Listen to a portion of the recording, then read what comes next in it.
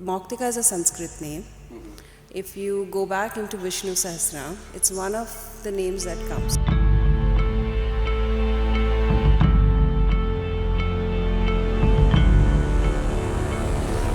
So basically, it is the pearl that is offered to Lord Vishnu, and that name Mouktika is synonymous to elegance. And another beauty thing is that it happens to be my daughter's second name. 70% of the time people don't even know the colors. They wear all wrong colors. Colors have the power to uplift or also to make you look very dull. You think, oh wow, this is the bright red, I'm going to look really good and glam, but you don't even know that the color is overpowering. And for the quarter subscription, see, if I am coming in this month of October, November, December, then what season you will plan for me? And the highest is 5,50,000, which is the Lux package. That is for 12 months. That's for 12 months. Hi, this is Indraneel and welcome to the Spotlight Beyond Profession. Fashion. When you listen to this, we understand something about festivity or certain special occasion. But in today's time, fashion is not restricted on any special occasion or event. It has become a part of everyday's life. Because of the new corporate culture, startup world, founder story, corporate fashion became a new statement because a lot of founders are attending conferences, they are facing something or they are producing their project to the multiple investor or in certain forum. So in corporate fashion, if we talk about, this segment has been encouraged multiple ways. Today in our podcast, we are having a guest who had explored this corporate fashion world in a completely different way. The model we will try to understand and the business she has done and the journey we will try to understand in this podcast. Today our guest is the brand Mouktika's founder and CEO Padma. We will try to understand in this entire podcast what is the journey of Padma and how she created this unique concept in the corporate fashion world and what are her plan for the next coming years or days to make this Mouktika brand in a different level. So please watch this podcast till the end, and before that I would like to request you to please subscribe this channel so that you can have all the updates from our end, and also subscribe our channel TSBP News where we cover business news and TSBP clips and TSBP shorts too. So again I am requesting you to please watch this podcast till the end.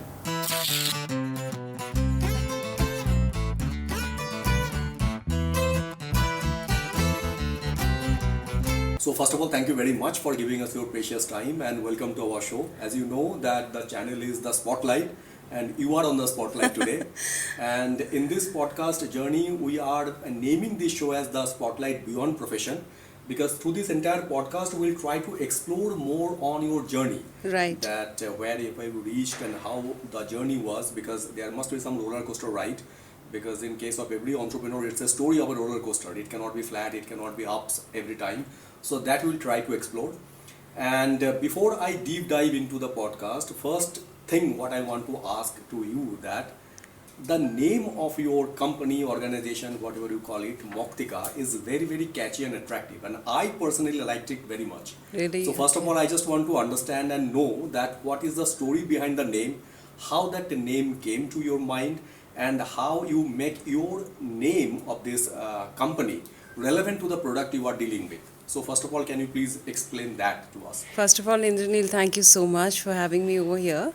And I think this is my first podcast, and I'm just definitely gonna, bring a lot of things on Spotlight which people have never heard of. Sure. Yes. To answer your first question, Mouktika, that was the easiest. Frankly, for having worked in the bank for 12 years, and I was always fashion inclined, and I wanted to bring in a certain form of fashion into the market. So which is where I thought, women should dress up very elegantly, understated, and also very sharp. And those were the core value system and the design aesthetics that we wanted to bring in through the brand. And when I tried setting up this brand and looking at possible names and all that, so my father-in-law came up and he said, why don't you put Mouktika as a name? Wow. Yes, and I would definitely give this credit to him. I was struggling, and then I went I have this huge, high Indian value system rooted in me.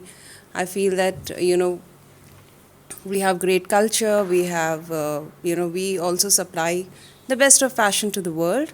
Why don't we create a Western wear brand out of India with Indian touch, Indian craftsmanship, also an Indian name of a brand of Indian origin, which will at some point of time become the most aspired international brand. So that's how I wanted to put Mouktika, as Mouktika is a Sanskrit name. If you go back into Vishnu Sahasranam, it's one of the names that comes. So basically, it is the pearl that is offered to Lord Vishnu, Okay. and that name Mouktika is synonymous to elegance. Okay. And another beauty thing is that it happens to be my daughter's second name.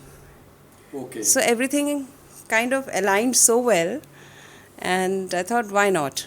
If you see in Mouktika, O is a logo, which is the eye. So what we believe is that whoever wears Mouktika, without creating a lot of noise, they will still stand out. They'll be the pearl of the occasion. That's very nice. Yes. Yeah, so that is how, like, everything kind of integrated well. And 6 years in this journey, and we've stuck to what we started, and we're still going very strong with our own value system and aesthetics. And how this journey started 6 years back? How this designing and this specific segment in designing? Because in India, fashion is an integral part. Right. And yeah. as you rightly said that we are culture rich, so we have ethnics, and there are a lot of companies nowadays, they are planning into the ethnic world basically because of the unorganized sector of that segment. So in India, market is huge, opportunity is huge, but there is a huge difference between that organized and unorganized segments. So there, how you want to position yourself and how this journey started to becoming an unorganized to organized sector in this elegancy with this corporate culture. Well, it's a very it's a very different story how the journey started. I think my destiny was fashion, and at any given point of time, there's an inflection point for every individual to understand what they want to do. Well, mine started way back when I was 10-year-old, because 90% of the time, all the outfits that I wore were stitched by my mother, Okay. or she hired a tailor to design and stitch it for me. So she was a kids wear specialist, and that point of time I was so pampered with this whole service. See, custom is an experience. It's has its own aspirational values. So I was very into it, and that kind of brought in a sense of fashion, my own individual aesthetic, and a sense of design in me. And after that, during the regular course of time, the family pressure and all that, fashion was again a new concept at that point of time. So I kind of started studying, and I did my education in finance, and gradually moved into banking, worked there for 12 years. And while I was working, and since I was so passionate about dressing up, I always used to handpick my designers, the brands that I wanted to wear. And it used to be very frustrating when I would come back, or if I wanted to wear something specific and not have an access to it. All due respect to all the ready-to-wear brands that were there at that point of time. And, I'm a tall frame, firstly.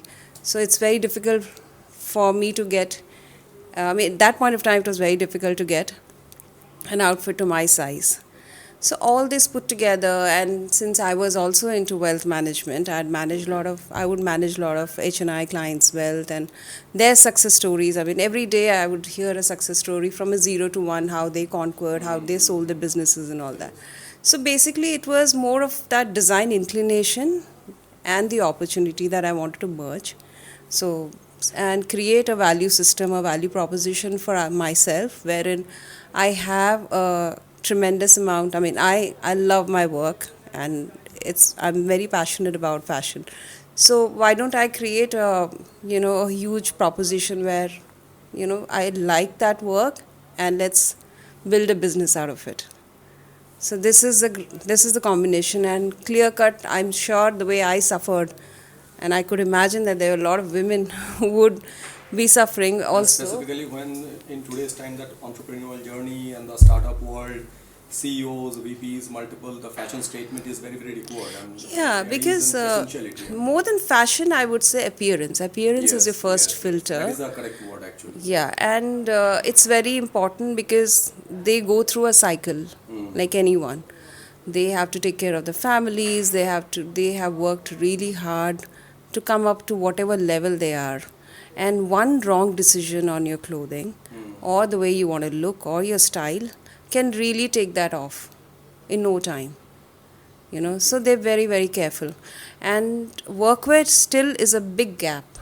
Corporate wear is still a very big gap in today in India because Indian society, Indian work culture allows the women to have a workwear system across different categories. Like if you go to Europe, either they're in athleisure converted into a smart Yes. workwear or they go completely formal. But in India, you see women wearing saris, they wear all sort of Indian wear, salwar suits, and then they come back to business suits. Now, the business suits, this could have been like a 70% of their wardrobe category in case if we had a great supply system.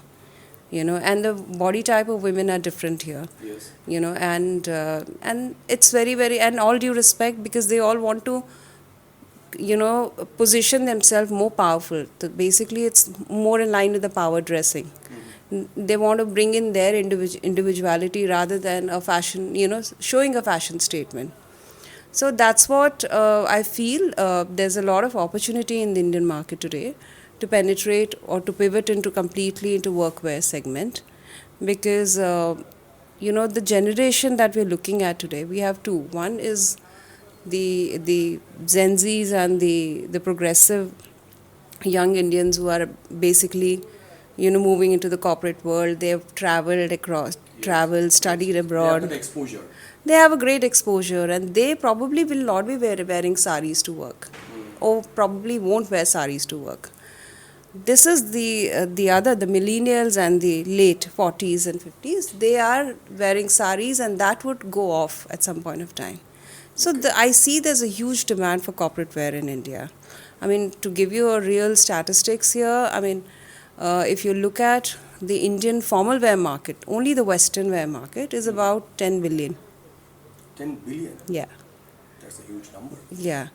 And the split across the ready to wear and the corporate and the made to measure, which is your custom. But don't you feel that this is a completely a tedious job to shift the mindset towards this segment in India, especially with the specific type of body type what you are talked about? We as a brand at Mouktika, and I, as an individual, we've always called ourselves first the stylist and then the brand, then the design. Okay. The mindset shift is difficult. It will take time. Change happens over a period of time. And I have seen in the last 6-7 years how the D2C brands have kind of driven that change in the Indian market, and they're leveraging the opportunity, the leveraging. So this is something that will, Neil, that will take time. It's not going to happen overnight. But the crux of the matter here is that how efficient are we in terms of educating our customers also while we service them. So there comes the crucial point कि आप कैसे इन लोगों तक पहुंचेंगे, because it's a concept oriented business. Shifting तो एक दिन में नहीं होगा, मेंटल शिफ्ट होने में तो बहुत टाइम लग जाता है, and in India people are very very boring in that regard. बहुत बार कोशिश करने के बाद, बहुत बार ट्राई करने के बाद, then they try something new. So वो तो एक शिफ्ट होने में टाइम तो लग जाता है. बट जब आप कॉन्सेप्चुअल बेसिस का एक बिजनेस मॉडल को लेके आप जा रहे हैं, और जहाँ पे India being a country is a huge in terms of volume, वहाँ पे सबसे ज़रूरी जो चीज़ें आ जाती है, that is the penetration, how you are penetrating to the target audience. So when we talk about the penetration, and there to the right audience, right clientele, right market, and then with the concept, how difficult it is actually to your brand? Well, it was difficult, but trust me, today with technology taking the leap, it's not difficult at all. It isn't.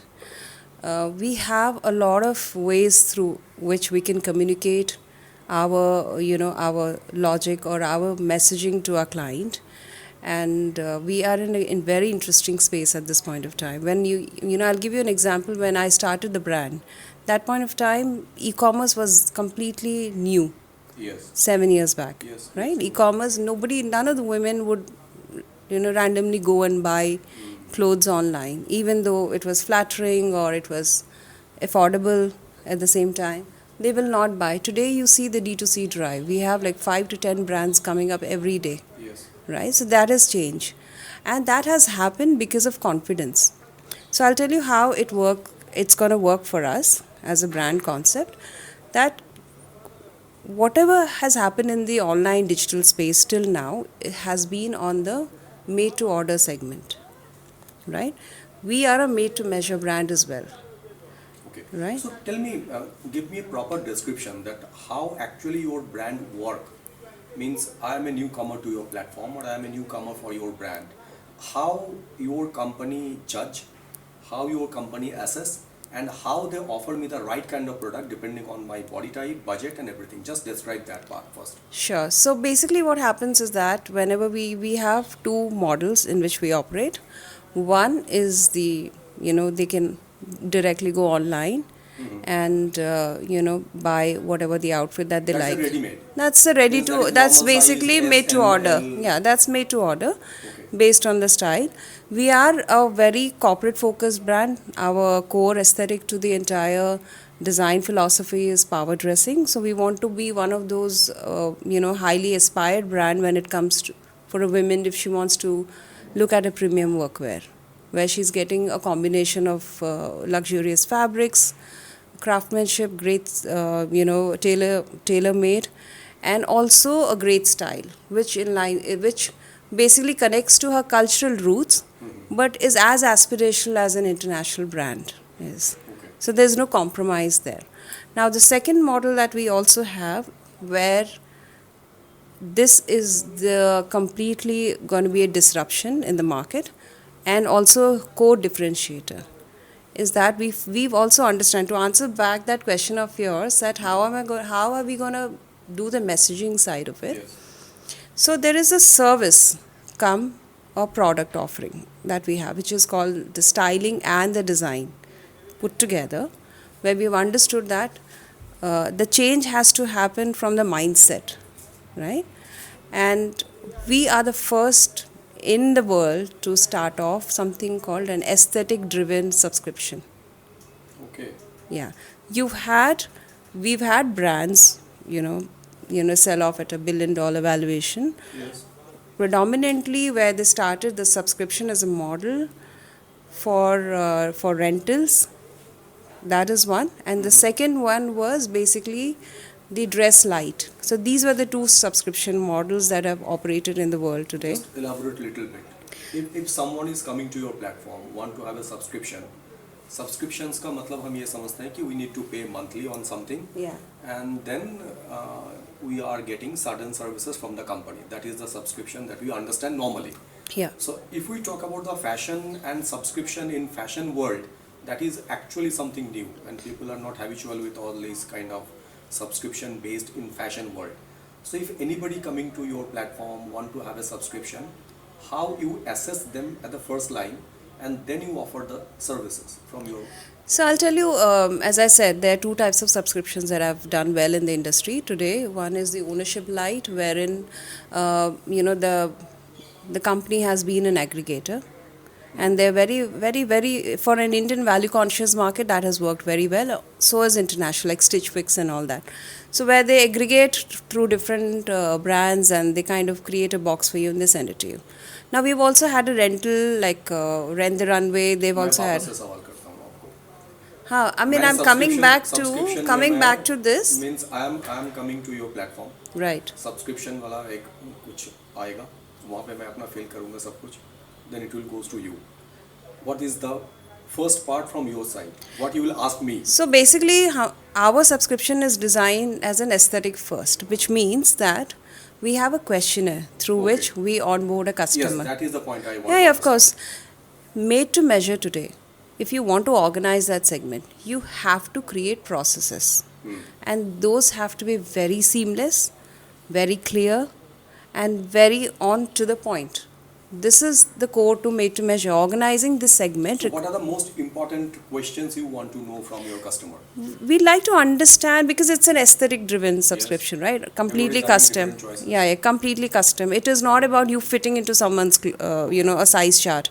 It is about the outfit designed to your aesthetic across different value system. Now, just to give you an example here, uh, any client who comes on board and we onboard them, we have a set of questions for us to understand that person. What is his lifestyle or her lifestyle? What kind of colors do they like to wear? Sometimes, 70% of the time people don't even know the colors. They wear all wrong colors. Colors have the power to uplift or also to make you look very dull. You think, oh wow, this is the bright red, I'm going to look really good and, glam, but you don't even know that the color is overpowering you. How you assess that? We obviously there's a science to it. We have expert stylists in our team who work on that Then if based your on their skin questionnaire- tone. So coming back to your question again, so the questionnaire, if you go, it's very detailed.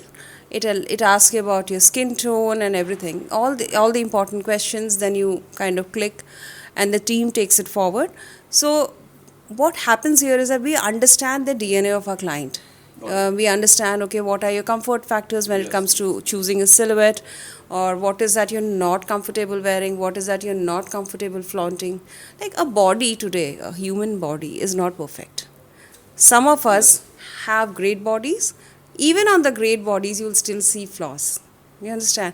So a human, like a person, a woman, or a man, would understand that, okay, this is the asset. I like to flaunt this when I try and wear an outfit. Okay, for a woman, okay, I'm a pair body. So if she's a pair body, we as a stylist, as a design brand, we understand that, okay, how do I bring in a proportion? The entire dynamics, the ecosystem revolves around not making you look slimmer in the outfit, right? It is about how we can make that person look balanced, proportionate, and sharper. Got it. In I'll tell you I'll tell you an example where women say that, hey, listen, I'm on a diet plan. I'm going to come back to you after 8 months and then plan my wardrobe. Okay. Well, the answer to that question is that would you stop eating, or probably go, gym and food is anyways, you're in a diet plan, you'll anyway stop eating. So, but would you stop living your life just because you're on a diet plan? Live for today. Understand what works on you today. How do you suggest colors? Because see, if anybody will ask me that what color do you prefer, and if your questionnaire even comes to me that what color you prefer, I can wear black 365 days 24 by 7. Yeah. I don't get bored out of it. So one color comes in my mind, that is black, simple. It's not only in your mind, in many minds, the black is the safest So color that the rush now to. how you differentiate into that way that I can look better in some different color as well? There is a color testing philosophy here. Okay. Most of the image consultants do that. There's a mechanism. I mean, you obviously have to enroll to understand. We have a stylist panel. We have also tied up with a couple of image consultants, and we do the color testing on your skin tone. There is a proper system, a method. Or if we understand your skin tone, we can also suggest you the colors based on the color psychology. Yeah, it's a science. So now again Yeah. coming back to the questionnaire, that questionnaire comes to me. I filled all these questionnaires and it is given to you, or you deposited to your system database. And then what is the second process from your company's end? So the second process after that is that the team gets in touch with the client. Okay. So for every 50 customers, we have about 5 designers. Okay. Yeah, like as a relationship service managers. And they try and get in touch with the customer, discuss their preferences and That is everything. one-to-one discussion.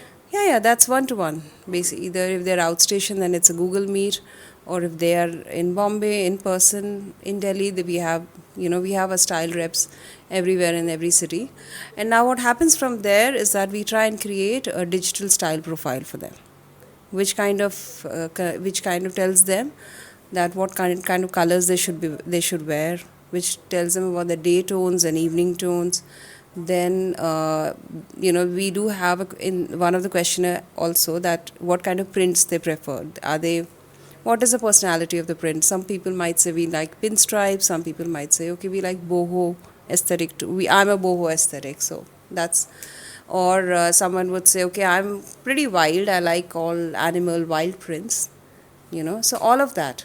So now the idea is, while the person is wild and understanding his or her profile, whether is he a lawyer or she is a lawyer or anything, it's very tempting to just pick up a wild print and wear that on yourself. Like we've had people like, oh, I love animal prints. They just do all the magic, and I look very vibrant. But you also have to understand the core here is, Neil, to balance. The core here to, you could look wild, you will look great. That's your persona, but balance it out. Because at the end of the day, you got to, the outfit that you wearing should also speak power, Yes. you know, and that happens with a great balance. That should be the message actually, the segment you are dealing with Yeah, of course, that is the message that we like to say. We say we try and harmonize, we try and bring in a sense of balance into your overall dressing. And that is an expert advice. It doesn't happen with everyone. The difference is when you go to a designer label, when you go to any big designers, mediocre designers, or any brand, they launch their collection. So you as a customer have to sacrifice on your aesthetic to be able to connect to that design brand. So in that case, what happens is that you will keep on searching for your own aesthetic in possibly 50, thanks to D2C today, you can sit in your drawing room or a bedroom and, browse about 200 designs in an hour and just get bored, frustrated and switch it off and go back to a ready-to-wear brand and buy that outfit and come back. Yes. Because why? Because you're searching for your aesthetic in that brand. With all due respect to the other brands, they've done an incredible job in blending that, creating their own brand story and loyalties. But it is now the time where people are doing so well, they can afford. Why don't they build their own aesthetic with the help of a style and a design firm? It's time you build it, and which is seamlessly possible. And all due respect to technology today, we've used AI. We are a tech progressive brand as well, which to bring in the sense of comfort to our client, to be able for them to see how they look in a designs that or the styles we've recommended. But having said that, is that replacing the level of personalization? The answer is no. Custom is always personal. It is an experience. It's a craftsmanship that you create. So this is the second step from your company side to a client in terms of subscription. Yeah, after they onboard subscription, then that's when we kind of do the. So after this one-to-one, then only it is onboarding. So Before that only. onboarding happens and then the one-to-one. Okay, after the onboarding, Yeah, then of course. they need to deposit certain fees or something. Yes. And then that one-to-one. One-to-one. So the now you understood this person, the style and the choices.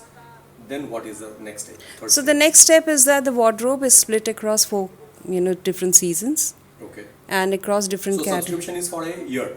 We have an annual wardrobe and we also have a quarterly wardrobe for someone to just come and test how it is. Okay. Short capsule wardrobe. Okay. Now the annual wardrobe focuses on 3 different wardrobe parameters. One is your corporate, the other one is your social glam, basically also to be able to give you evening wear.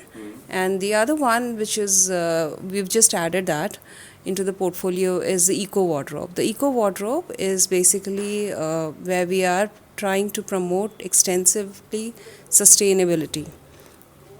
We as a brand are focused on quiet luxury and also slow fashion, because we believe that since we don't sit on inventory, we don't do large bulk orders and bulk purchases. It is depending on customer need is what we try and bring in, and that gives us the power and access to to select the best of the fabrics, the best of range in fabrics. For instance, hemp. In linen, we're doing hemp linen, and 80% of our fabric portfolio is 100% biodegradable.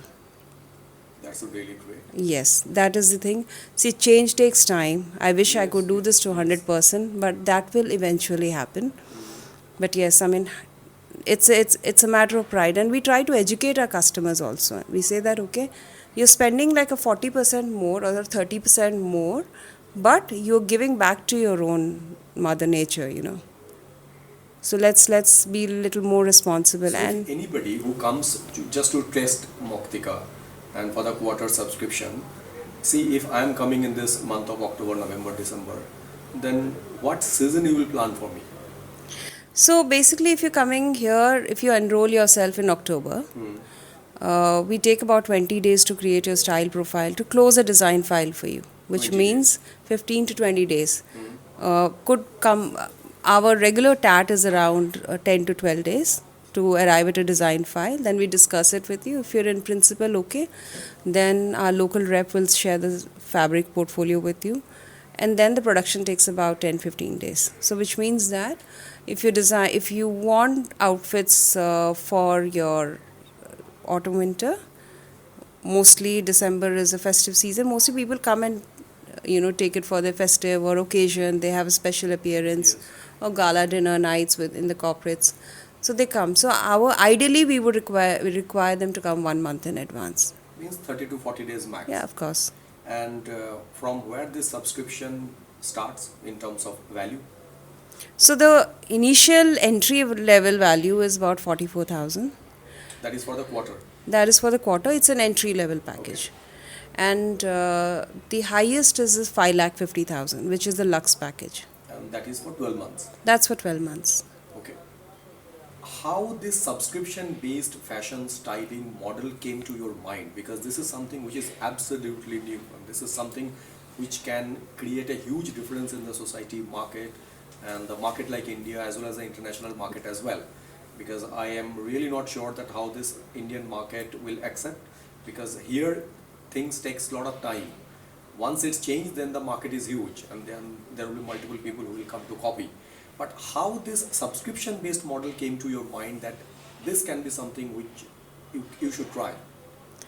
That's a very interesting question.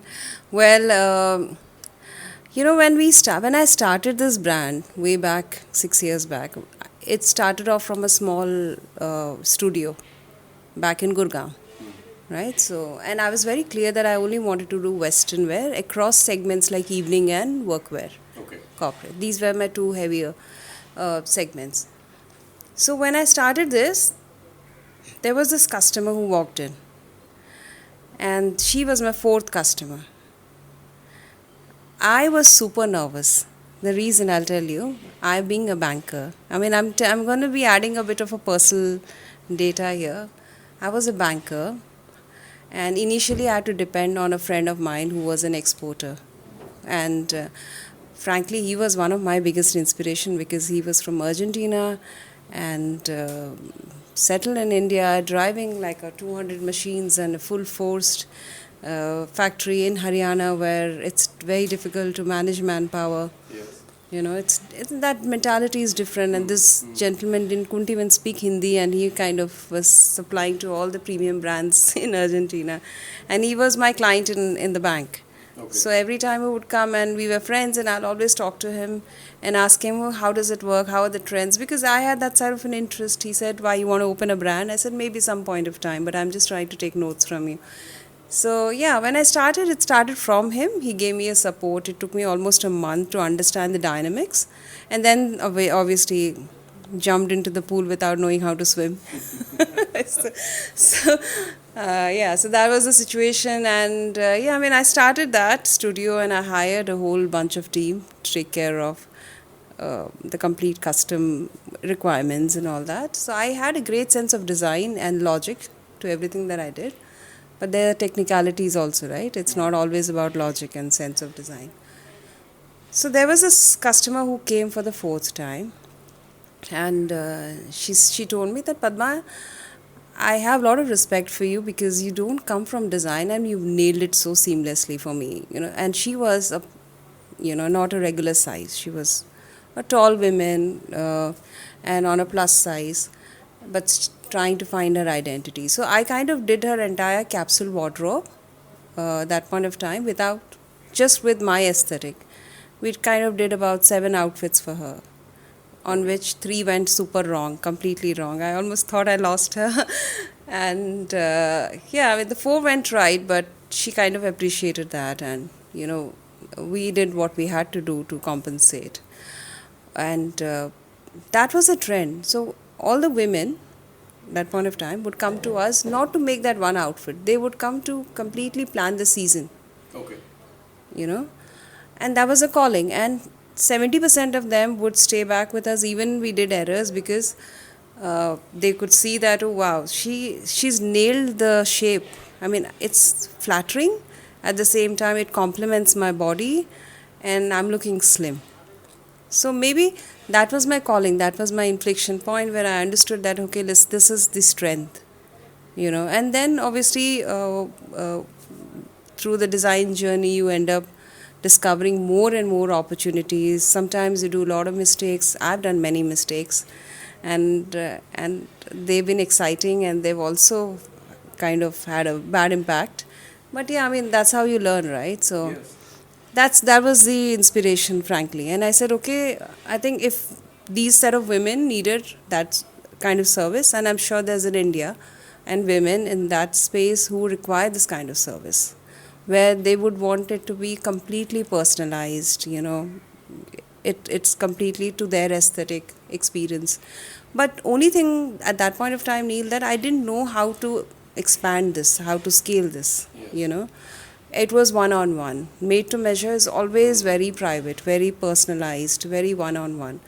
But since then, I was always thinking that how can I scale this? How can I build this into a big business? And, you know, banking experience comes at some point of time, right? Like, I have managed funds and as a relationship manager for many clients, and there was a process to it and all that. I said, okay, let me create relationship managers for our clients in fashion space, Okay. right? And how do we communicate? The second question is that, okay, you've created that. How do you communicate to your customers? There has to be a mechanism, or how do you scale it? And with all due respect, that is where the technology has come and played a big role. Like someone who's remote, who's placed in Dubai, or for that matter, any part of the country, they can be in Bahamas on a vacation, they'll get a style file on their phone. So that is the technology that we built, and we've taken a couple of subscriptions also. I kind of introduced body scanner into my website. Okay. With a lot of ifs and buts. A lot of people were anti in the team. A lot of people were like, how do you think this can manage? I said, there's always a first time. Let's try it out. Yes. If it doesn't work, we'll stop it. But let's try at least. And when you launched your subscription-based Yeah. model, and how long it was with you that you got your first client after the launch of your subscription? Well, the subscription, I launched it a year back as a pilot, Okay. but we didn't do any tech side of it. It was completely an offline setup. Okay. At that point of time, I immediately had 4 sign-ups Okay. on an offline model. That kind of gave us a confidence, and also we understood the teething issues in terms of servicing. It's a service proposition at the end of the day, right? So you understand so we kind of corrected a lot of it. Okay. And after that, I realized that, okay, these are the issues, the blockages, and let's rework on them. And I started working backwards, and I understood that, okay, this side of technology can solve that problem. And a part of experience can be solved with this particular tech. So I'm a firm believer, and we're using AI in a right form to be able to, you know, aggregate the design. I mean, we don't design using AI, but we try and educate a customer using AI. But in this segment or in this entire industry, it's a very, very labor-driven industry. So you need those kind of people, and Yeah, you have of course. to handle those kind of people as well. So unko handle karna is a tough job, because sometimes maybe you feel that they should be treated properly, but multiple of the time you failed to do that because their mindset is completely different. सो हिंदुस्तान में कुछ ऐसा भी चल रहा है कि जो जैसा चल रहा है उसको वैसे ही चलने दीजिए. अगर आप कुछ अलग करने की कोशिश करोगे तो आप ही बेवकूफ़ बनोगे. So what was that kind of experience was with you when you started this Oh my journey? God. Because that was something which is really, you need to understand that root level, and then only you can flourish. Otherwise it will be very difficult. Well, that has, I mean, like, a lot of interesting stories. I can sit and share that with you. But to start off with, it was not easy at all. Since I was into corporates and all that, and a part of my life when my mother used to work with tailors, I'd kind of engaged with them at that point of time. But frankly, that has always been a struggle for someone like me. Tailor master ko manage karna. Yeah, it's been a struggle. But over the period of time, I've also learned. I mean, I'll give you an example. I've sat with my tailors in the factories till about 3 a.m. in the morning, and I've had tea. We've burnt the midnight oil when it needed, and they've stood by me, and that's the amount of love and respect I've got. Because I had to go down to their level to be able to get my work done. But at the same time, I've also been bullied, and highly, financially, emotionally. It's not, the grass is always greener on the other side, but that was a learning, right, at the end of the day. So yeah, I mean, when I started off my own unit, I felt that, okay, let me just bring in a culture, corporate culture. Let's give them the due respect that they deserve. They're human beings at the end of the day. Give them a great environment to work, air conditioned units. And also, we would do an evening tea session, all of us together, whoever it is. Whether you could be a CEO of the brand, you could be a tailor, come sit, we all have tea and chai and biscuit together. So that sort of concept that I wanted to create, because I wanted everyone to be, create an inclusive environment around you. They're, understanding, okay, your son's going to school, okay, what does she like, your daughter. So I still remember one of my tailor had like 5 kids, out of which 3 of them were boys and 2 of them were girls. And they were 10-year-old, and he was trying to find marriage proposals for them. I fired him the second day. I said, you have to stop this or you can just get out of the company. I tried, of course, explaining him that that's not right. She needs to go to school, she needs to study. She said, how can I afford, ma'am, 5 kids? And he should have done a planning before. But anyways, that's his personal life. But coming back, I've also got, one of my master with a huge ego, like, the pattern masters are there. So he was like, I was trying to explain him, we tried making a very difficult outfit. It had like about artificial flamingo feathers for a shoot, like a big gown that we had to make. Okay. Almost like 5,000 flamingo feathers to be hand stitched. And it took almost like my 4,000 square feet studio overall.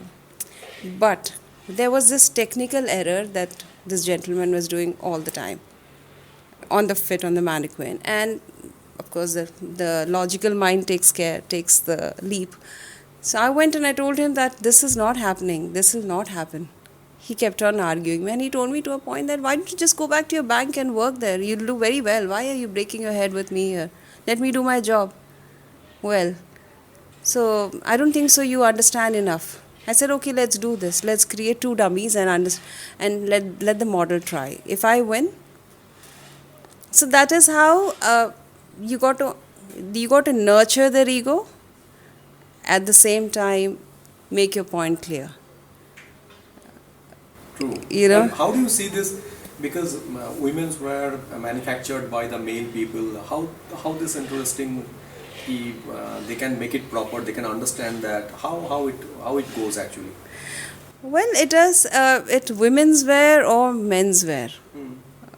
Men pattern masters. Yes, majorly they are the dominator. They are the dominators. They have a natural skill set in them. Yes. Frankly, you can't take that off. Yes. But and that is maybe that ego came to their mind. Ki we know better than anybody. Yeah, of course. She's just come out of the bank. How would she know fashion? Yes, she's not even studied fashion. Yes, yes. But you got to understand that if he's put in 4 hours to learn something, I have put in 18 hours to learn the same thing. But I didn't give up. I went back. I did my homework, and I went back to him with my logic. And I explained him that this is not the way it works. So it's very important that you probably will not have all the skill set, but it is very important to understand the processes more than your team. True. Because at the end of the day, they should not feel that you don't know anything. And I am super passionate about my venture. I respect women body types, all sort of body types, with from my bottom of my heart. And everyone and anyone who wears Mouktika, they should stand confident and elegant and sharp. That's it. Without creating any noise, you'll still be noticed. Okay. So this is the aesthetic I would like to build for our clients, and every small bit of detailing, every small bit factors. And I've also, by the way, and also I've learned a lot from my masters, from my own team. The first team of fashion designers that I hired, I had no clue how to even do a tech pack. There's a system, I had no idea. I used to sketch on like a traditional way on a book and give it to my master, but then it felt like I went to a fashion school at that age. I learned it from these kids, and it kind of brought a lot of power to me. There's always, I think, as human beings, we should not stop learning, and we should not feel that we are too big to learn that small thing. It's an ongoing process, and it should be. Yeah. I've never shied away from learning. By the way, how was your childhood? From where you are, and how this journey started? So I was born in Berhampur. It's a small town in Orissa. Yes. I speak Telugu, so I'm from Andhra. Okay. So my family is a mix of Andhra, settled in Orissa. So I studied settled in Orissa. Yeah. So I studied in Bhubaneswar for most of my time. Okay. Schooling. I speak about 5 languages. So yeah, and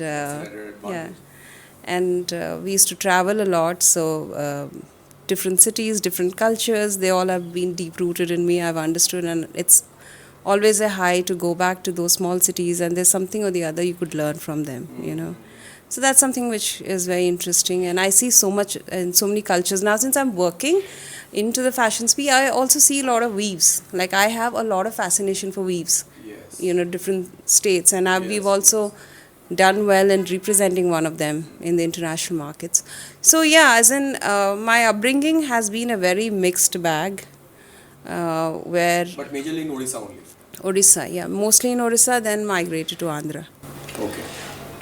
And how you entered into the banking? Means it was by choice, or the opportunity came to you and entered into the banking finance?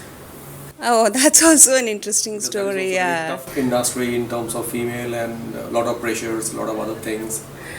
I think banking happened because I've someone who's always looked upon things where I've inspired by beautiful buildings, beautiful setup, beautiful color scheme. Something or the other has to be very inspired. I mean, that is how I get inspired. I studied finance to help my father understand that I will do something good for myself in life. Well, he wasn't too convinced about fashion. So I said, okay, I'll study finance. I'll see what I can do in that space, but I'll not stop sketching. I'll not stop dreaming. I'll not stop ideating and all that stuff, So he said, do whatever you want, but you got to be very settled. In his terms, settled means just go and do a proper job, get a degree. That's the basic secure mindset that they come out with, right? Yeah, that's how it is. And while I was working in ABN AMRO Bank was my first stint in banking. And the reason, when I got into that bank because back in 2002 in Banjara Hills, road number 10 or 12, whatever that is. That was the most good-looking, swankiest bank. Yes. Every time I would pass by, I would be like, what the hell? How can a bank look so good? So the building and the color scheme, I was like, wow, this is the bank I like to work with. Kiddish, right? That point of time. So I was like, okay, let me just go and apply. And thankfully, I went and applied for a relationship manager role, and they thought I was good enough. They took a bet on me, and I never let them down. I did very well. And yeah, I mean, that's how the journey started in bank. The bank looked super good to me. I mean, the answer could sound as dumb as it can be, but that is how it is, right? I mean, yeah, there's always things to fall back and to get inspired of, and that's how it started. But with that settled kind of finance job, when you are shifting yourself to the entrepreneurship, because there is a lot of uncertainties, and every day there is something which is giving you enough reason to give up, and every day there are enough reason to again come back. So, and how your family accepted that, and means when you actually communicated with them that you are starting with something, because in these kind of families, and we all are going through in these kind of families only, where it is all about getting a good job, settle your life, 9 to 5, come home, make a family life, and that is the life they want, and they are the happy one if you are living these kind of life. Yeah. So when it shift came to their mind, Well, it wasn't easy. Entrepreneurial journey itself is like, someone told me, well, you chose that last time. So I was like, okay. But the truth is that, the banking process, and I was fortunate to get a lot of accounts to manage. Like I was a relationship manager, I had to manage a lot of wealth of HNIs as well as the company. So I got an opportunity to manage the entire export portfolio and the buying house portfolio of that particular branch. So every time I walked into the office, the one side was the CFO cabin, the other side was all the beautiful designs displayed. So I'd always be looking at them and working here. So one time the CFO said, "What is that you come here every time and you keep looking at the outfits more than the papers?" I said, what do I tell him? I said, yeah, I mean, that's how I broke the ice. And I said, I think I have more interest there, but I'm also going to be doing justice to what I am supposed to be while I'm here. So he gave me that laugh. He smiled at me and he said, the grass is greener always on the other side. I said, okay, so that was the calling. And most importantly, I think more than all this jazz, I had no idea that India was supplying, one of the major suppliers to all the premium luxury brands in the international market. okay, You as a know, third party, yeah, of course, on the contract manufacturing, manufacturing yes, and all contract that, right? manufacturing, yes. This was an eye opener for me, Okay, and it did hurt me a lot when I heard that, and when I found that okay, we are doing all these great designs, our hands are manufacturing, our brains are doing the supply chain, and guess what? We as consumers have zero access, practically no access to good fashion. That is yes. very, very disheartening. And that's how, I mean, that was the instigating factor, how Mouktika started as an idea. I said, how can this be? Even I want to wear a nice, great workwear. I'll have to travel all the way either to Dubai or to Hong Kong to buy. I mean, I used to like a brand called G2000 that point of time. It made me look sharp and tall. So I used to like that brand. So I'll have to travel all the way to these countries to buy my fashion and come back. And here we are. And that also made in India. Yeah, yeah. And that also, yeah, some of them are made in India. And here we are. Every great fashion, all the good styles, great fabrics are going as made in India international. And we have zero access. I'm telling you, that kind of was my inflection point, honestly, if you ask me. That was something that I felt I was hurt badly. And majorly that is happening because of the cheap labor and other things. The dynamics of cheap labor, the dynamics of, production and all that is something that... Because they are not actually looking at the designing point. They are not hiring designers from India. They are just hiring the labor and the contract that's set up. Because if I talk about manufacturing of clothing and other these things, it needs and require a lot of water supply. It does, and yes. Which is available in India and Bangladesh majorly. And also the labor is cheap here, Yes, right? and that is the reason India and Bangladesh, they are the major labor contractor for these big garment manufacturers. And unfortunately, what happens is now, I'm with all due respect, most of the brands have a set mandate under the sustainability goals that they have to have a certain work environment. They have to give it back to the society and to the laborers. But having, yeah, that's a fair point. I mean, I do understand. But today, design is just not about manufacturing. Or it's not about a sketch which is available in your iPad, and some designer sits and does, ideates and does. Design is an amalgamation of a vision and someone who could execute it. So let's give that due credit to our hands, to the laborers who have the knack and talent and skill set to be able to make that. It is just not about scribbling on your iPad or sending a tech pack saying that. Do it.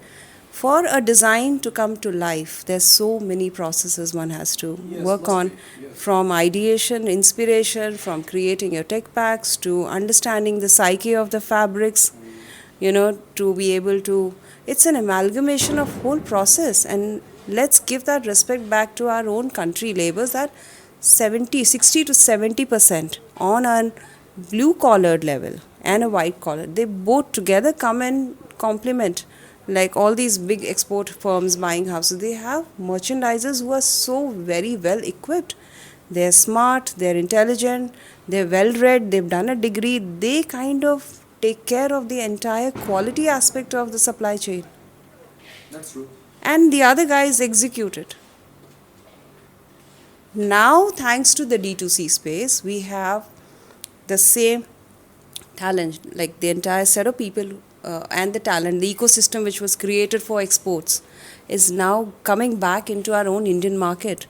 Today, you on the D2C space, you see brands on the ready to wear, with all due respect, are doing an incredible job, some of them in bringing or living up to the similar talent. It is also majorly quality. with that Gen Z and other this kind of population who are majorly in the Instagram and the digital formats, because they are having that reckless kind of an attitude of trying something new, and they don't have that kind of a fear that how they will look, because they want to try something new, something different maybe, and that is the reason D2C is flourishing in terms of in any segment you talk about, not only fashion.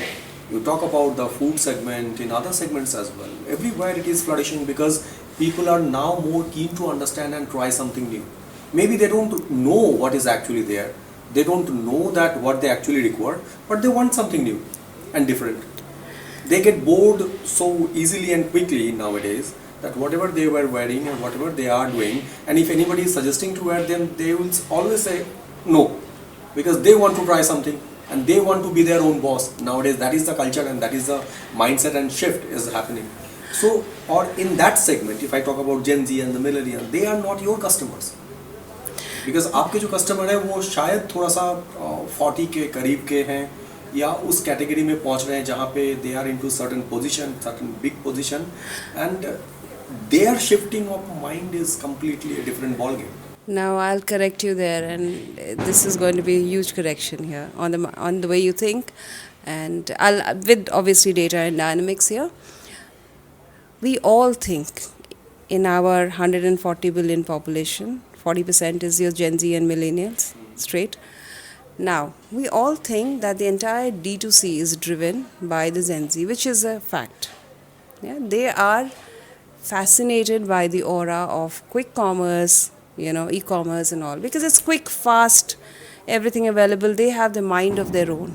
But what I have observed is, and because I also have a daughter who's 19, okay, they have probably one of the most strongest, deep-rooted value system in them, right? So that's the core differentiator. Now the value system tends to change with intent and instigation, right? As brand owners, as business owners, we have a choice of how we can mold that or instigate them to a certain value system. But they do have an appetite or intent to get molded into the value system. Today you see most of the colleges and schools are driven towards sustainability, right? Yes.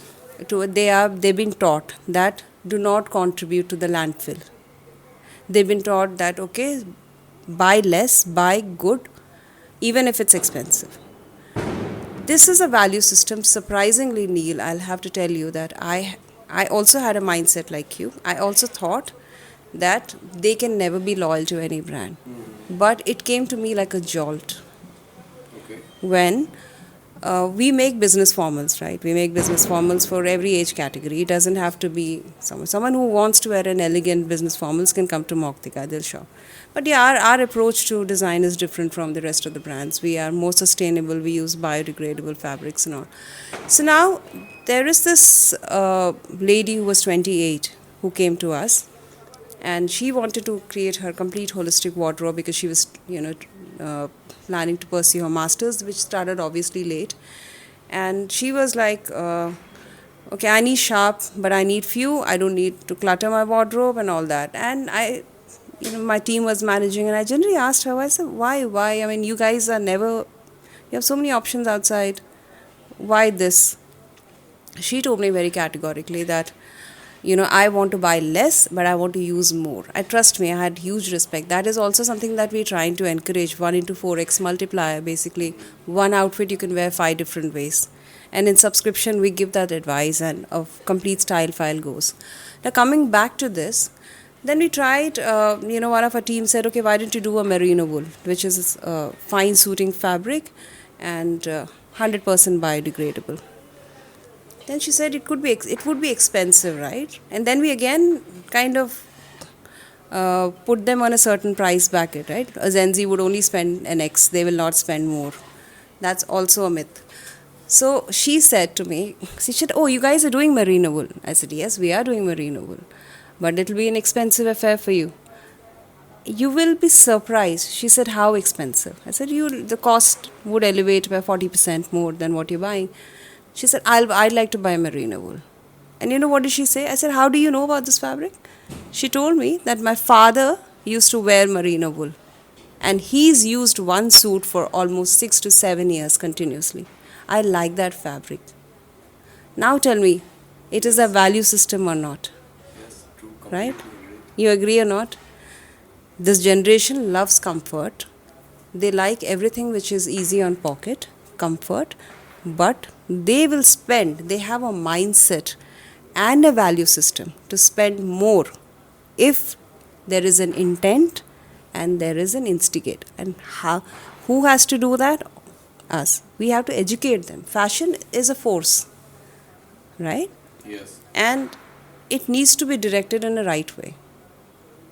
So I have taken that plunge of directing in a certain way or creating that narrative, creating that noise, that please have a different approach to your choices in fashion that you make. Some people might agree, some people might not agree. I still have a $500 million of a market for myself to capture, and which is untapped. This is only India, and we also have international. So Mouktika is a bootstrap company. It's a bootstrap completely. So what is your understanding regarding a company which is bootstrap and the company who are constantly looking for funding for expansion? How you differentiate these two concepts? Well, funding brings in a sense of comfort when it comes to scale. When scale is required, you require funding. Bootstrap it's nice to be bootstrapped. It is nice to self-sustain, be profitable, move your profits. It's very, very, very good. It actually puts a founder very comfortable. But at the end of the day, if you want to make it big and scale, you would definitely go and do a funding round, because that kind of gives you a bit of a strength to be able to take that one leap of risk. But fundamentals are very core to the business, as I say, that even though you take a funding, you act like you don't have a funding, but scale progressively well, take right choices, don't burn. I have burned twice, and I've understood the problem of burning. And yeah, I mean, you as a founder, you obviously run. Funding is important. It's very, very crucial for a startup. So what is Mouktika's roadmap down the line, and how you want to grow in next 2 to 5 years of time? Are you looking for funding as well? What is your expansion plan? How is your plan of action to penetrate India or the international market? And what is the timeline you fixed for yourself as well? Wow, that's a very, very interesting question. Now, yes, I'd like to expand. I mean, I started this brand with a vision that we want to be the most aspired go-to brand for anyone who would like to create a wardrobe around power dressing aesthetics and a corporate focused wardrobe, a sustainable wardrobe. And yeah, I mean, we'd like to, right now we are digital D2C, and we have a subscription model, which is basically a service that we provide without any store but a home service mostly. It's a Okay. combination of tech and. Do you have any plan for any physical store as well? Yes, I do have plans, and I'd like to have set up at least 10 stores in India in the next 3 years, Okay. completely custom aligned for workwear And are you and going day to focus- evening dresses. Are you going to focus only in the metro region or tier 2 cities also works? Well, starting off definitely with metro, Okay. because that's where the highest penetration. Then we also like to expand into international markets Okay.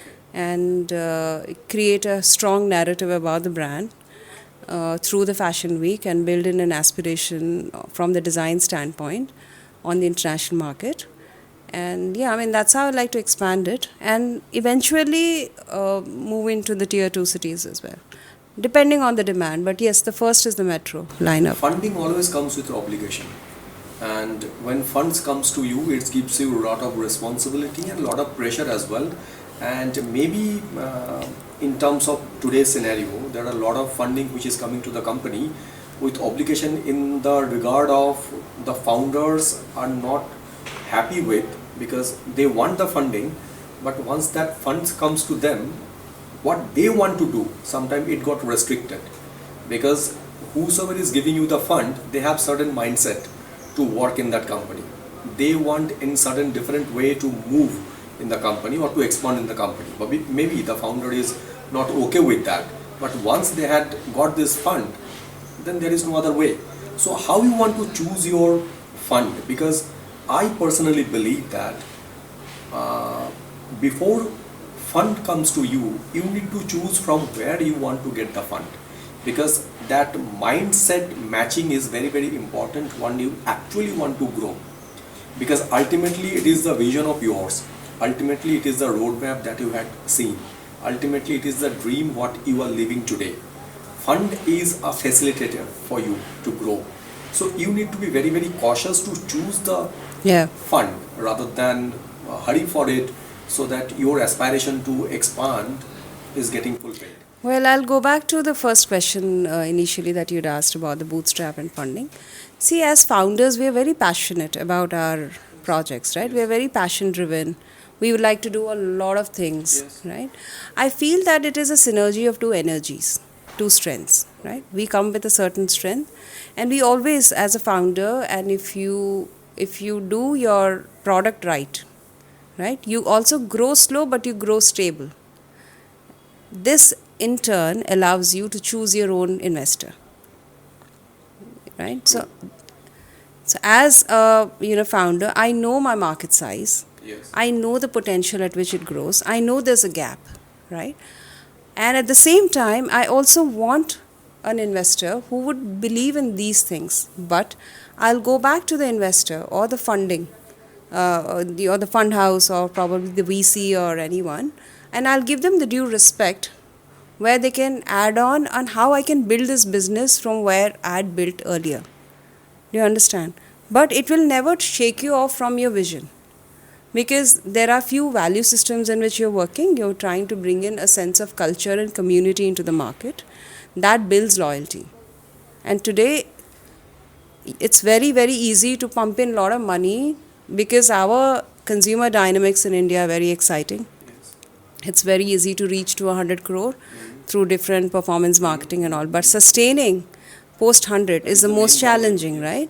That is required. That happens only when you have a strong value system, your offerings, you create a brand, you create a community, you create a loyalty. That takes time. And that takes time. So I would definitely look at a VC fund coming in where they have a similar vision as we have. Like if we want to be few thousand crore brand, they have to stay with us and be a little more patient in terms of understanding how to grow, because we are building a culture, we're building a brand. We're not playing on the market impulsive market size that we have. there are a lot of other contributions that are happening into the ecosystem of fashion here. So you want to go slow but steady, but I don't want to rightly go choosing, slow. And the answer is I don't want to go slow. I really want to grow fast, but steadily. but in my own terms. Okay.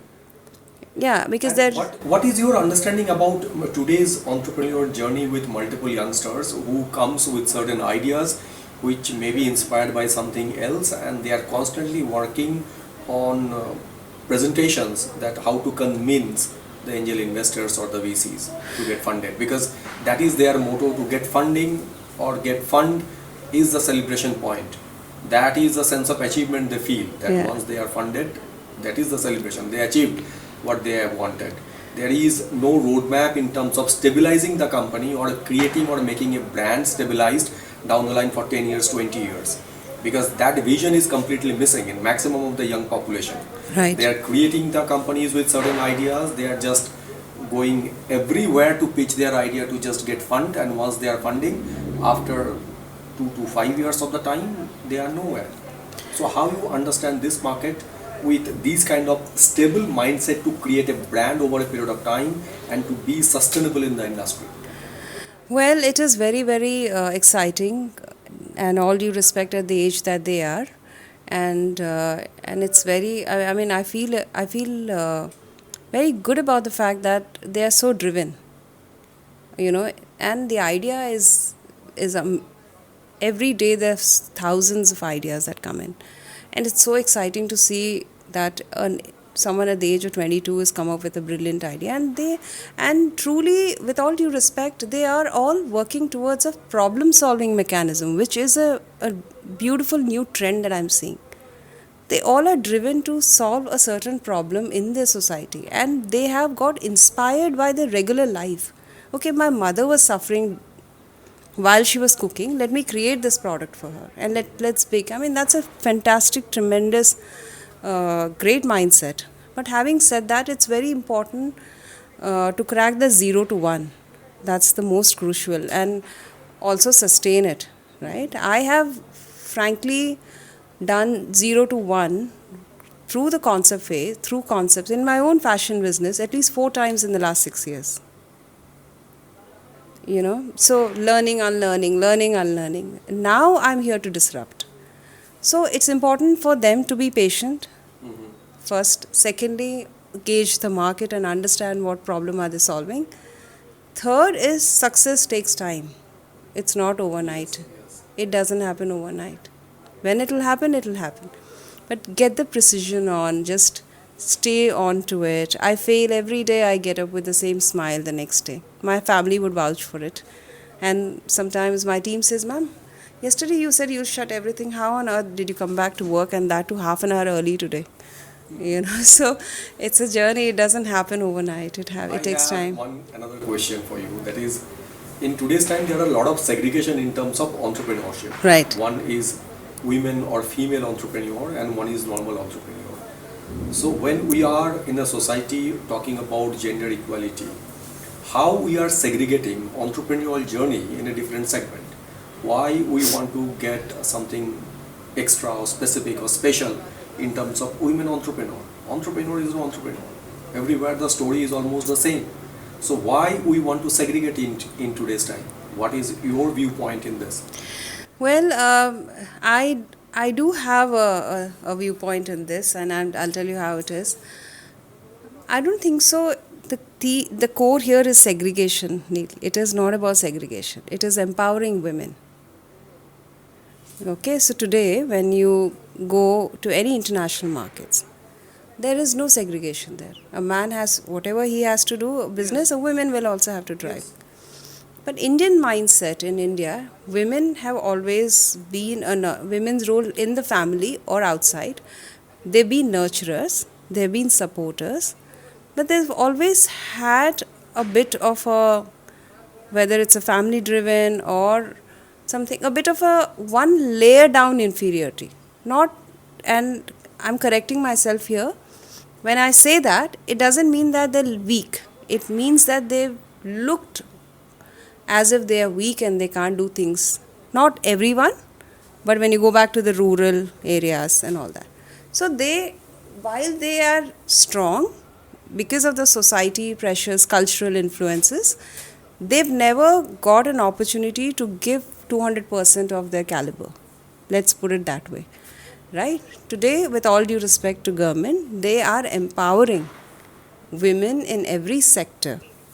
They're just bringing the strength to limelight.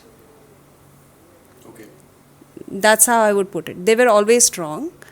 They're just bringing that strength. They're giving them the courage to bring that strength and talent into a limelight by giving them funding supports and all that, right? Like when I was a kid, my mother used to design kids wear. She used to be excellent designer. Even now, 70% of the whole family the newborns would wear my mom's designs. But my mom could only stay at home, even though my father supported her. I'm giving you a small example. And this is a progressive, educated family. I'm not talking about the rural, uneducated. But she could not come out because she had kids as responsibilities, and then she wasn't confident on her entrepreneurial journey, that whether she'll be a great entrepreneur or not. But she did in her own capacity. Today, what is happening is the mindset is changing. Today, women are groomed to become entrepreneurs. Men are natural entrepreneurs. Women have the talent, they have it in them, but they need that lift. It is the lift that's happening. The strengths are same. Okay, got your point. Yeah? So yeah, that is it. So you had been to London Fashion Week, and what was that story and how that happened, and what was that experience? Because that is something where people are always looking for, whosoever in the fashion world. Yeah. And when it is happening to in your company, it's a big thing. It's a big thing to celebrate as well. So how you look at that opportunity and how you grab that opportunity, and what was the benefit and what was the learning majorly that I want to know from your side? Well, London Fashion Week just happened so quickly. I always wanted to do a design line. Do a fashion week. That's been my dream from the time I held a pencil and I started sketching. So my core objective of going international was to craft an India story international, to be able to show people how rich we are in terms of our culture. We're driven, our fabric portfolio is huge, but most of the brands that I've seen them are like, people have this perception, okay, it's an Indian fabric, it will only look good on an Indian lehengas or saris and all that, with all due respect, okay. They must be that's how the mindset is, like, okay, a brocade, let's make a lehenga out of it.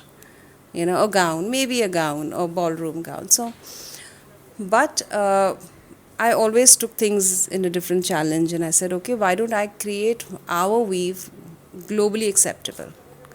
Like create a trench that a woman can wear on her athleisure, go for a workout and go for a nice, great brunch wearing the same statement jacket. And that's an Indian fabric. So the whole idea was to represent Indian story and bring in a sense of global adaptability to it. Like every global citizen should be able to connect to that weave, and they should take the pride that, okay, wow, this is a pure, this is silk, this is hand woven, this has come with the concept, with the narration. At the same time, I can wear this differently. Like someone can wear any of my London Fashion Week collections to any of the occasion, workwear, for their brunch, for their dinner meetings, or anything, with that pride, right? So every time I try and do a fashion week, my core objective is to build an ecosystem of our craftsmanship and get a constructive market for them, so that I can at least give back something that they've given us, seamlessly. And it's a high because something nobody could imagine, a weave turning into such beautiful creation and wearable. I'm trying to do that. It's a different feeling altogether. So yeah, the objective has been mostly to create a strong storyline out there. I have another layman question. Please do. In a lot of fashion shows, Yeah. we find a lot of fabrics and a lot of designs what people cannot wear usually. Those are the works. Yeah. Why it is in that way? Because if you are trying to showcasing something, it should be for a larger audience or a certain cases of audiences. You want to showcase the design or the style or whatever it is. Right. So why in maximum of the time that works are with certain kind of designs which 90% of the people will not even wear even a single day? So, I don't know about other designers, but I can tell you something. How I would like to answer this question is a designer at heart is an artist. Yes, true. That's the truth. You will agree Yes. to that? Now, a designer, when they try and create a collection, a lineup for the runway, it is not from an angle of wearability because that will restrict the creative strength. Okay. It is about their creative expression without setting any pre agenda to it, right? So, when you look at an abstract art, you have to look into the art, go deep into it to understand why it's been created without anyone explaining it to you. Likewise, when a designer does a runway collection, it is basically their creative expression of art on the runway. It's a storytelling mechanism. Now, that could have a wearable angle to it, that could also not have a wearable angle to it. But at the end of the day, what the designer does is that they nurture that art form of them. Coming back, break that back into brands. Now, all the luxurious brands in India and international, they create a aspirational value of a design on a runway, but they always have a wearable portfolio otherwise, which is which is sent across stores and all. So that's how it blends. Like for instance, sometimes I have also created a lineup for London Fashion Week. 70% of it was wearable because I believe as my strong as a design aesthetic is wearability. I would want every outfit of my designs to be worn. But does that restrict me from being an artist? The answer is no. Maybe I'll blend in my creativity in a way that I merge both. I merge both. So that's how it works. Okay. That is a showing of that artistry work. Yeah, it's a What creative is your expression. thought and Yeah, they come up with the theme, they come up with the storyline. It's a creative expression and it's very interesting. So thank you very much for sharing these kind of ideas and things. A lot of my doubts are also cleared with this, and it was really a great discussion. Thank you so much. In fact, well, I'm glad I could add in. I mean, I made sense to most of your question, I believe. Yes, truly. So, yeah, I mean, that's it. The whole objective is let's enjoy fashion. Let's enjoy more than fashion. Let's enjoy ourselves. So I wish you all the very best for your Thank you so expertise much, plan in Neil. your Thank future. you.